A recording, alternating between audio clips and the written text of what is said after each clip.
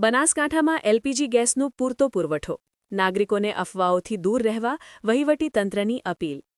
બનાસકાંઠામાં 37 ગેસ એજન્સીઓ અને 3 ઓઇલ માર્કેટિંગ કંપનીઓ મારફતે ગેસનો પુરવઠો આપવામાં આવી રહ્યો છે. પાલનપુર ખાતે જિલ્લા કલેક્ટર શ્રી મિહિર પટેલના અધ્યક્ષસ્થાને ગેસ એજન્સીના સંચાલકો સાથે બેઠક યોજાઈ હતી.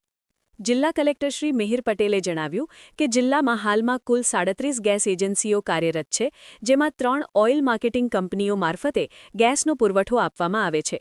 આ કંપનીઓ દ્વારા ગેસ સિલિન્ડરની સપ્લાય નિયમિત રીતે કરવામાં આવી રહી છે અને જિલ્લામાં ગેસનો પુરવઠો સુનિશ્ચિત રહે તે માટે યોગ્ય આયોજન કરવામાં આવ્યું છે.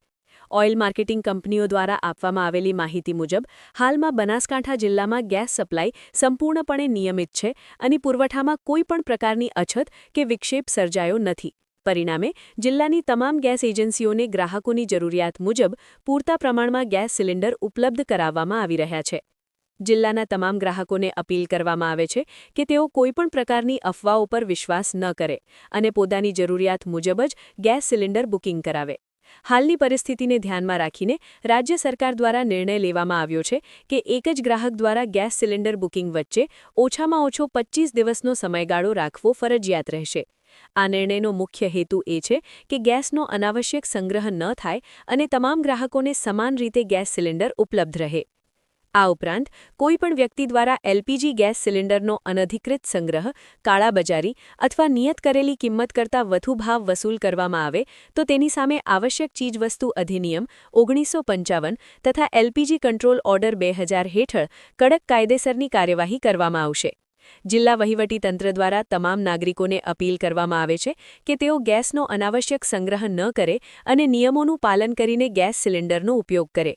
સરકાર તથા સંબંધિત વિભાગો દ્વારા ગેસ પુરવઠાની વ્યવસ્થા પર સતત નજર રાખવામાં આવી રહી છે, જેથી દરેક ગ્રાહક સુધી ગેસ સિલિન્ડર સમયસર પહોંચે. અહેવાલ સોમાભાઈ જે રાવળ, S1 ગુજરાતી ચેનલ, ભાભર, બનાસકાંઠા. મધ્ય પૂર્વ ક્ષેત્રમાં હાલમાં જે પરિસ્થિતિઓ બદલાઈ રહી છે તેના અનુસંધાને ઘરેલું જરૂરિયાત માટે પૂરતો એલપીજી ગેસનો જથ્થો સુનિશ્ચિત રીતે વિતરણ થાય તે માટે રાજ્ય સરકાર અને જિલ્લા વહીવટીતંત્ર બનાસકાંઠા દ્વારા સતત મોનિટરિંગ કરવામાં આવી રહેલ છે. સમસ્ત બૃહદ બનાસકાંઠા જિલ્લામાં 37 જેટલી ગેસની એજન્સીઓ આવેલી છે અને આ તમામ જે ગેસ એજન્સીઓ છે એ મુખ્યત્વે 3 ગેસની કંપનીઓ મારફત પુરવઠો પૂરો પાડવામાં આવે છે. આજરોજ તમામ જિલ્લાની ગેસ એજન્સીઓ, 3 મુખ્ય ગેસ પુરવઠા એજન્સીઓ, જિલ્લાના તમામ પુરવઠા મામલતદારશ્રીઓ સાથે મિટિંગ રાખવામાં આવી હતી અને જે એલપીજી ઘરેલું જરૂરિયાત માટે વિતરણ વ્યવસ્થા છે તેનું જે મોનિટરિંગ છે એ પણ કરવામાં આવેલું હતું.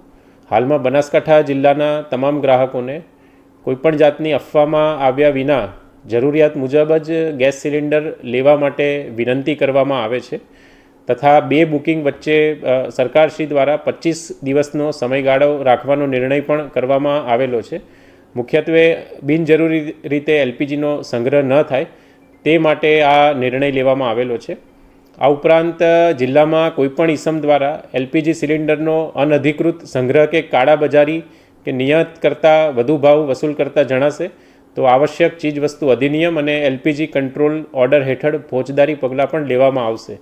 તમામ બનાસકાંઠા જિલ્લાના ગ્રાહકોને આ સમયગાળા દરમિયાન ખૂબ જ ધીરજ રાખવા અને અનાવશ્યક તણાવ ઊભો ન કરવા માટે વિનંતી કરવામાં આવે છે.